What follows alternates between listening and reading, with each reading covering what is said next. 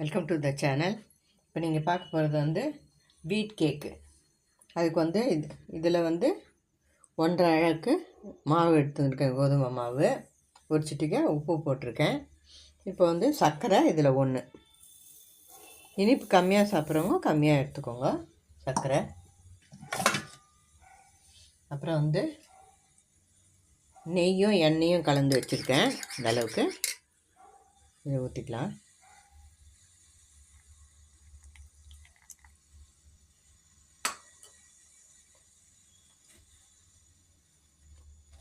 இப்போ baking soda ஒரு 3/4 teaspoon. என்கிட்ட பேக்கிங் பவுடர் இல்லை, சோடா தான் போடுறேன், அதனால் 3/4 டீஸ்பூன் போட்டுக்கிறேன். கொஞ்சம் வந்து குட்டி ஃப்ரூட்டி இது கூடவே போட்டு பிளெண்ட் பண்ண போகிறேன்.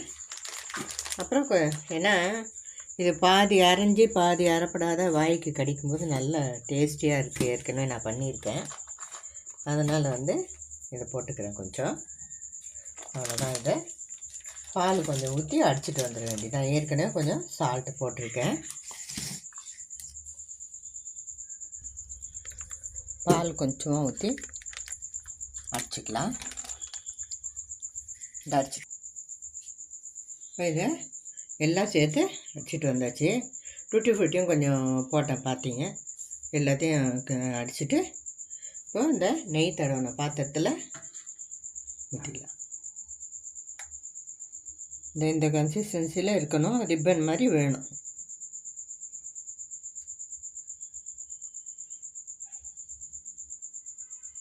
கூட டூட்டி ஃப்ரூட்டி சேர்த்து செஞ்சிங்கன்னா இன்னும் சூப்பராக இருக்கும்.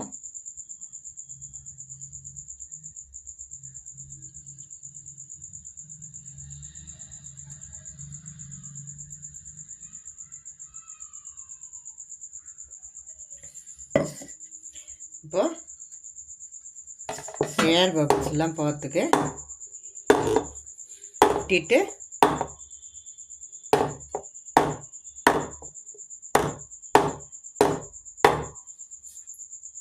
உள்ளே வச்சிடலாம். உள்ளே வச்சுட்டு மூடிடலாம். கொஞ்சம் நேரம் பொறுத்து டூட்டி ஃப்ரூட்டி மேலே போட்டுக்கலாம். சூப்பராக வந்துடுச்சு.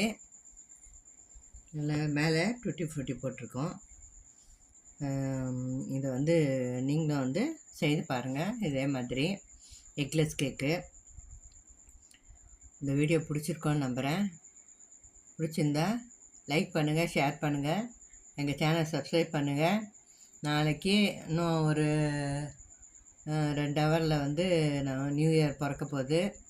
வர வருஷம் 2026 வந்து எல்லாருக்கும் ஒரு நல்ல வருஷமாக அமையணும்னு அந்த ஆண்டவனை பிரார்த்திச்சுக்கிறேன். இந்த வீடியோவுக்கு பார்த்துட்டு நீங்கள் எப்படி இருக்குதுன்னு சொல்லுங்கள். தேங்க்ஸ் ஃபார் வாட்சிங். Happy new year. Happy 2026. Happy new year. Happy 2026 எல்லாருக்கும் ஹாப்பியாக அமையணுன்றது எங்களோட விருப்பம்.